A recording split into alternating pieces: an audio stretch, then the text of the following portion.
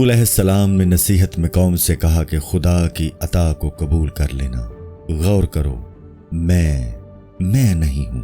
मैं अपनी जान के लिहाज से मुर्दा हूं, लेकिन महबूब के जरिए जिंदा हूं। मेरे लिए मौत नहीं है, क्योंकि मैं बशरी हवास के एतबार से मुर्दा हूं, और अल्लाह ताला मेरा कान और एहसास और बिनाई बन गया है।